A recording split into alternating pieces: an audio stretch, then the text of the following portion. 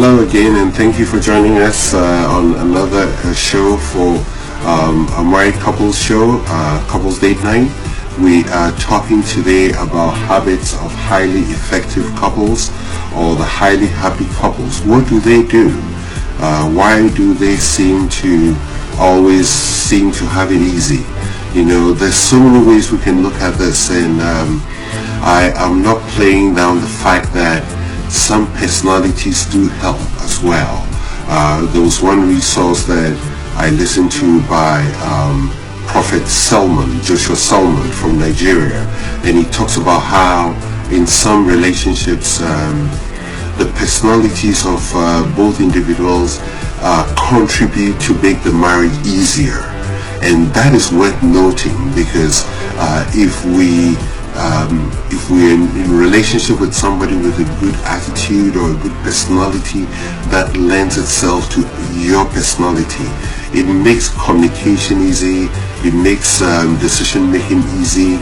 You know, both of you are not type A, both of you are not people who always want their voice to be heard. You know, one knows how to compromise.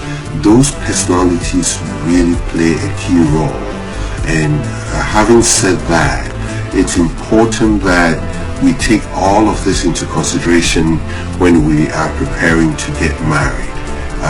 The point here is not to say that we have made a wrong decision in wherever we are in our marriage, but I've often said that every skill can be learned, just the same way you learn the skills of your career, the same way you learn how to ride a bike, the same way you learn how to drive a car. Every skill can be learned. So if you're in a relationship and you think that your personalities are not yielding themselves to a peaceful and happy marriage, there are tools that you can learn, there are resources that can help you get better. It's going to take some work, but every relationship needs work to really thrive. So the challenge is upon us to make sure that we are investing in those things that we do to bring our relationship to where we need it to be. We do have a phone line. If you want to contribute by sending us a text message, we only accept text messages on the show. The number is 240-772-1420. If you have a question or you'd like to contribute, we would like to hear from you.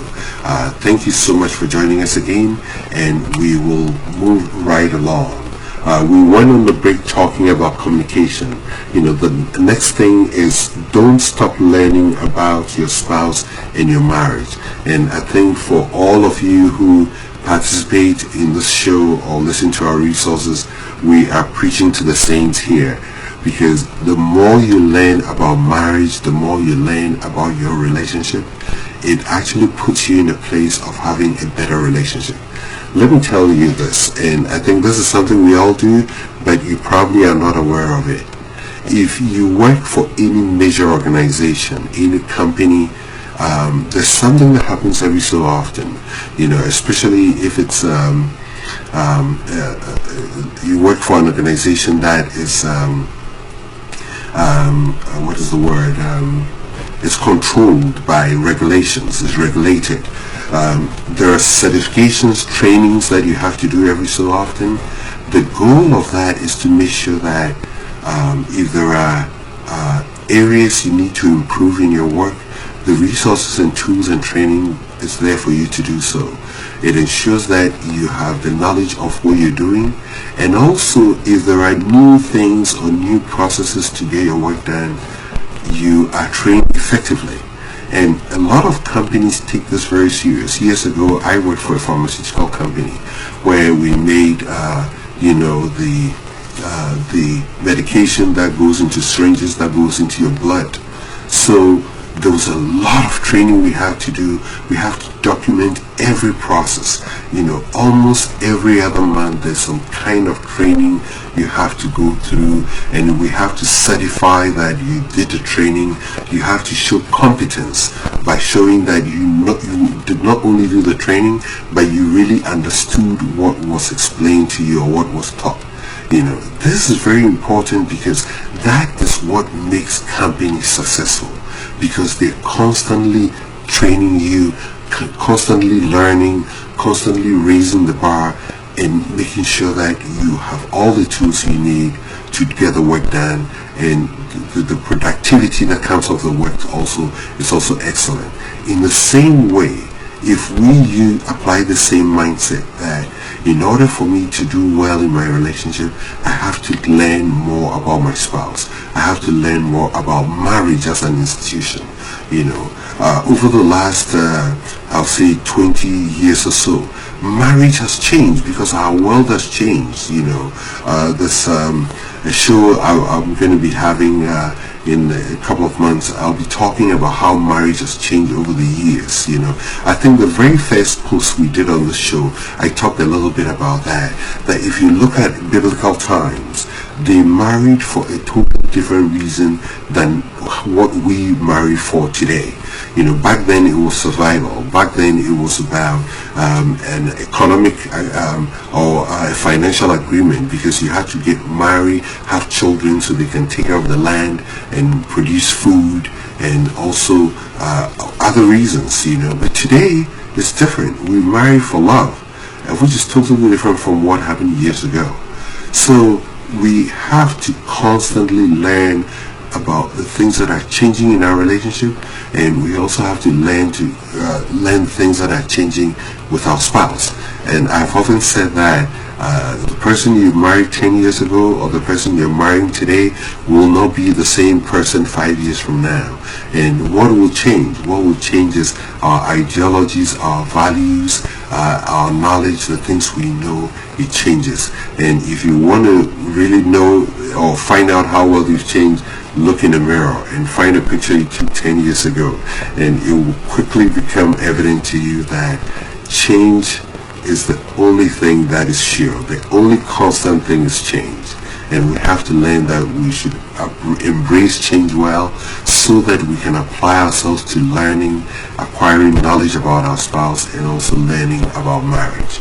And that will definitely put us on the path to ensuring that we are among the group of highly happy couples.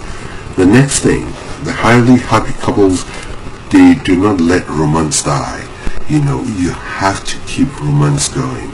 It comes a time where we all become very complacent in our relationship. We all, especially the men, we say, "Oh, she knows I love her," but you have to always show it. Not just saying it, but we have to show our spouse that indeed we really are in love with them. We don't say that to our children. We tell them that we love them, and in the same way we do things to show them that we love them. In the same way, we have to make sure that we are communicating romance, we are doing unique things, romantic ideas that show our creativity, our spontaneity, and things that bring up the spark. If it's been a long time you did something romantic, think of it. All you have to do is to type a search in Google and say romantic ideas for my wife or for my husband. I am so happy that we have one day in the year to be romantic.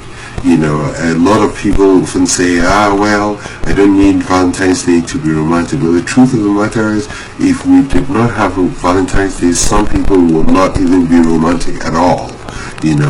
We have to ensure that we at least every other week or once a month, the bare minimum, we're doing something to express romance to our spouse. And this is not just for the men to do, it's also for the women to also do, the wives to do this as well. Another thing that highly successful couples do is that they have a good network of friends. Marriage is not meant to be done in a vacuum. Isolation is not a good friend to marriage. Having a good support system. I think that I've often asked myself the question that the generation before us, especially in the African society, they didn't do all these things we talk about today, and that again shows you how much marriage is changing, where we went on date nights or we did romantic things, but they have their own way of doing it. You know, they did romantic things, they went on date nights, but it was in a way that wasn't how we do it today. You know, I often realize my parents could sit under a tree and chat for a period of time. It was they spending time together. You know, sometimes they went for a walk. You know, sometimes they went on a trip. You know, it wasn't as glaringly romantic as we call it today, but looking at it from where we stand now, I can tell that it was really things they did to really build their relationship. And they had great friends, you know, people who came to visit. They went to visit other people, people will stop by, family, friends, and the entire community and the society supported them to help grow their relationship. And so, as we speak now, we're still, you know, recovering from COVID-19, and there's still a little bit of restrictions, but we have to make sure that we're not doing our marriage in isolation. Isolation does not help. One thing isolation can do is make you feel or believe that you are having the worst marriage ever. But when you connect with other couples, you soon find out that that challenge you're having, other people are having it too. And the best that could happen is that they will share with you what they did to get out of the challenge. Just make sure that the network of friends you're connecting with, they share the same values as you, they have good objectives, you know, they don't have any negative views or world views on marriage that are different from yours. That is very important, because that can impact you negatively if we don't make sure that that exists. You know, make time for yourself. That's another thing the happy couples do. They make time for themselves as individuals. I think at the beginning of the show today, I hinted to that by saying that what makes us effective husbands and wives is the fact that we learn to take care of ourselves as individuals. So let's continue to invest in things that will help us as an individual, as you. Before you got married, you went out, you spent time with your friends, you went out shopping, you made your hair, the men, you got a haircut, you know, you made sure you dressed nicely. You did that as an individual. We have to make sure we don't let those things go. We have to keep those going, because that will help sustain us as we move on, as we develop in our relationships. So making sure that we spend time with ourselves as individuals, making sure that we are taking good care of ourselves, it's vital. It's very, very critical in ensuring that it's preparing us to be in that wonderful club of very highly happy couples. Now, the next thing is very important. The highly couples make intimacy and sex an important part of their relationship. You know, I can't say this enough, that, you know, there's been too much said about sexless marriages going on these days, which is very sad, because a lot of people will make the wrong choices, make the wrong decisions, and, you know, be intimate outside of marriage, and then finally get married, and then that whole topic of intimacy disappears. We have to make sure. Somebody once said that the barometer, or the check engine light of your marriage is your intimacy and sex. You know, the quality of it, the frequency, you know, how well it's bonding the two of you together. It tells what is going on in your relationship. So when you look at that, it can tell you where you are as a couple. And again, this is another thing we have to make sure that we think about, we plan about it, we give thought to it and effort to it, to make sure that it happens. And not just that it happens, but it happens on the terms of both of you, to make sure that both of you are getting the mutual satisfaction of intimacy in your relationship. This is not a one-sided thing where a woman is always going to make sure that the man is happy, but it's got to be something that you both enjoy, you both celebrate. I call it celebrating your bodies. It's a very important part of your relationship, and we have to make sure that it's not dying off. This is a topic that is not often talked about in the church, but it's something that we have to talk about. There's nothing wrong with it. God wasn't closing his eyes when he designed it. That's the process that brought all of us into the world, and it's a topic we have to discuss because it's a beautiful thing. It's a wonderful thing, and outside procreation, it's a wonderful institution that God has given us to celebrate our relationship and really enjoy ourselves. So where are you when it comes to intimacy? Where are you when it comes to sex? What's going on in your relationship? That will tell where you are as a husband and wife. And if you're somebody getting married, this is a topic that you need to learn about. Ask questions, get resources. One that I'll highly recommend is Save Your Marriage Before It Starts by Les and Leslie Parrott. It's a great resource that can help you prepare on intimacy, sex, and other topics, finance, communication, and all of that. Make sure you learn all you need to learn before you get married, because it's going to save you a lot of heartache. And how wonderful will it be that on your first day of marriage, you have all the tools to put you in that highly happy couples club. It can happen because you have done your work. You have sought resources. You have sought counseling. You've done all the things you need to do to prepare you for your relationship. So it's important that we invest in our intimacy. So the next thing also, it's similar to some of the other things we said earlier, where you have to listen to your spouse's needs. When we say needs, there are spoken and unspoken needs, but how well do we listen to those needs? How well do you sit back and say, it's been a couple of weeks, I think my wife must be tired with taking care of the home and the children. This is unspoken, but you are able to look and really identify that it's a need, and you have to find a way of meeting that need by offering her to rest one weekend or one evening to ensure that she recoups and she's able to really get herself back. What are we doing to taking care of the needs of each other? This is also a very important part of the things that happy and highly happy couples do. And if we adopt these principles and we put them in practice, it's going to really set us up to ensuring that we are enjoying life with our spouse. This is Sunlight Radio Online. Our show is Couples Date Night. My name is Akwesi Apong, and we will be right back.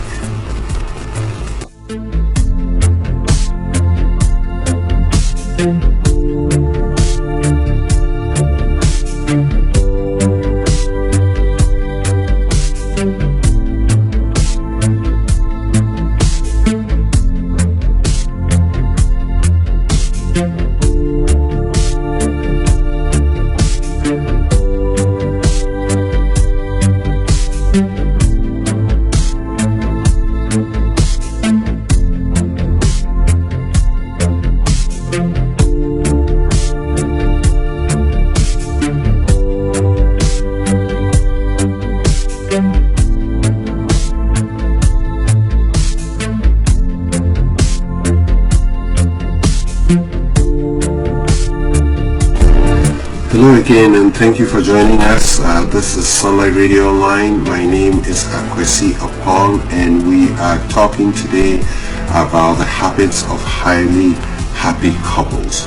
What are they doing that we do not know? I'm spilling the beans today. I'm telling you what they're doing, and if we apply this, it's gonna happen. We will join that club of highly happy couples.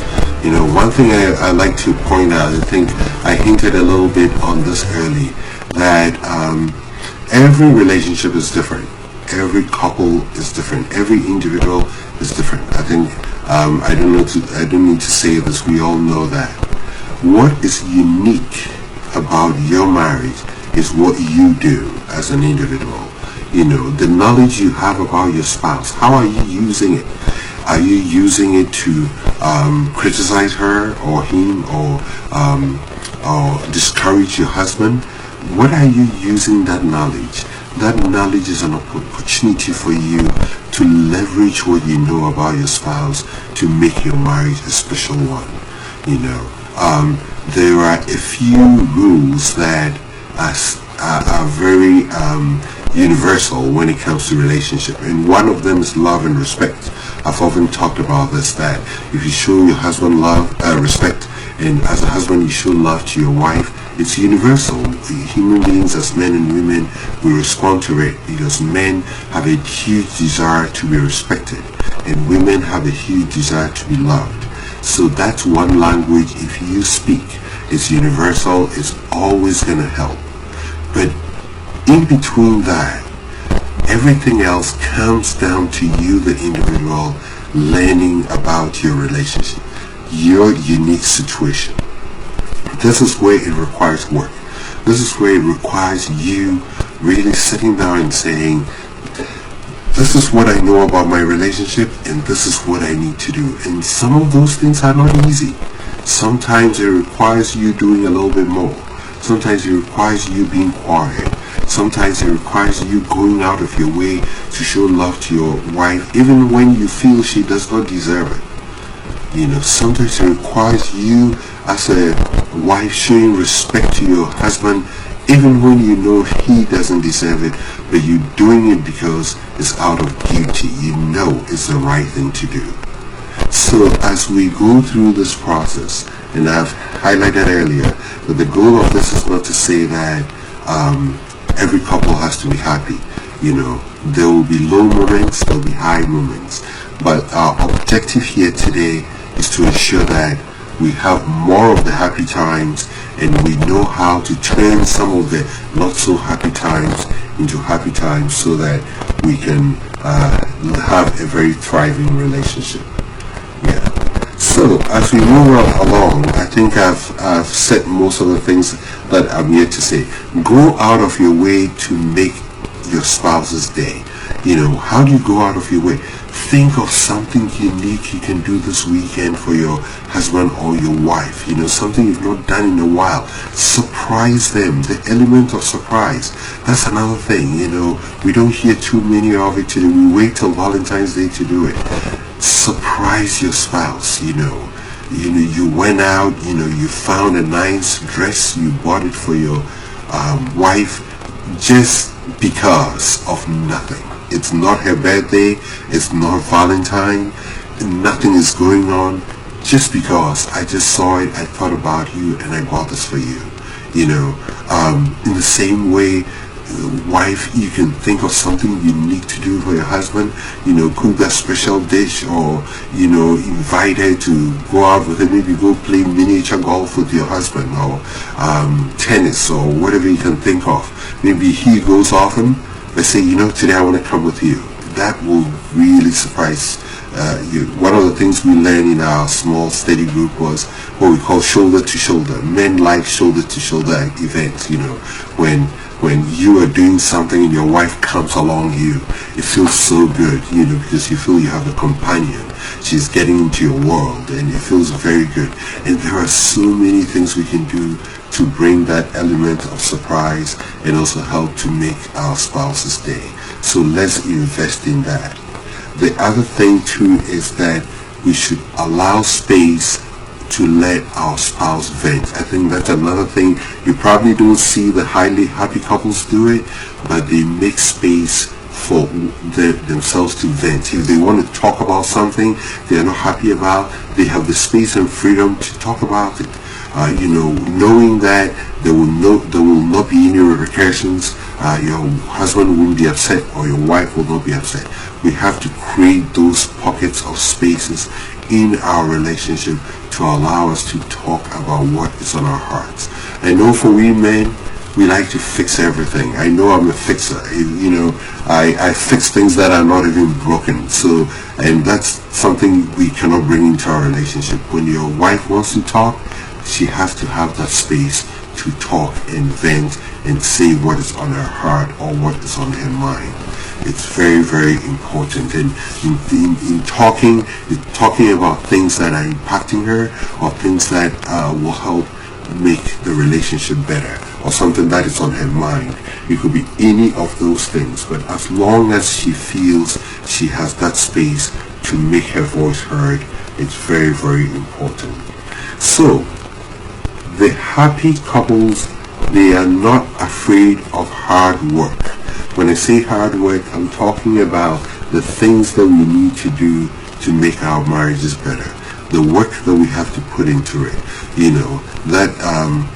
That weekend getaway that you have to plan. That time you need to take off work or take vacation or leave work early to make sure that you can go on a date night with your spouse. The hard work. The happy couples know that it takes hard work and they are not afraid to do the hard work. We have to commit an amount of time. I think we opened our show today by saying that if we can spend just about 10% of our time investing in ideas and things that we need to do, we don't even need 10%. We just need a little bit of time to really think it through and do a little bit, and that will grow, that will help us to achieve the levels of satisfaction and fulfillment in our relationship. Another thing that happy couples do is that they do not stop saying I love you. I know sometimes you say I love you and it feels the same, but let's not stop doing it. Let's keep saying I love you. And to take it another level, let's not just say it, let's show it by our actions. Let's show it by our attitude. Let's show it by our words and the things that we do, that we are not only saying it. Of course, they say talk is cheap, but we have to back our words with action. If you're saying I love you, what are you doing to really communicate love to your spouse? Let's make sure that we are taking these steps to ensure that we are at the point of bringing our marriages to a place that is really fulfilling. Another thing is that they make their marriage a priority, and I think we've hinted on all of this. All the things that we have to do. Where is your marriage on the list of things? If you have to list everything you have to do this weekend, do you put your marriage down on the list?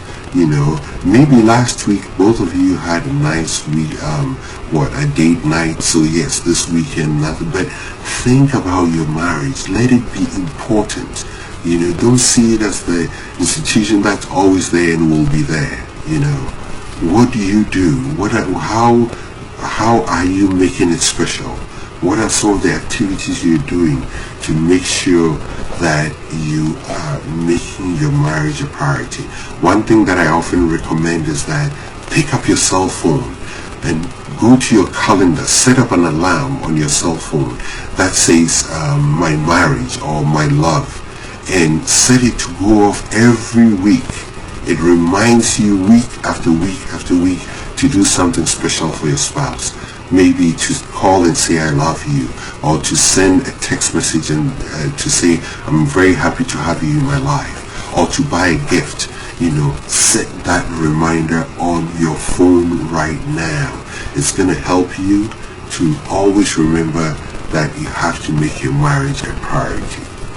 So as we come to a close today, the last thing that I want to say when it comes to what the highly successful and highly happy couples are doing is that they allow room for change.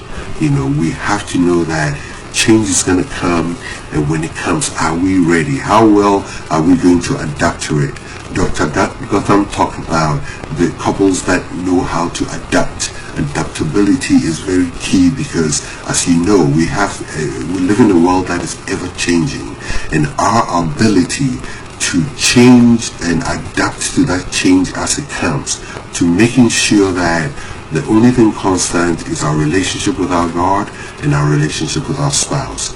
So as we apply these things, I hope that we will be able to set ourselves apart to ensuring that our relationships are thriving, marriages are spending more time in the happy section than the unhappy section. I hope you took a lot out of our lesson today. Have a wonderful week, and we'll see you here again next week.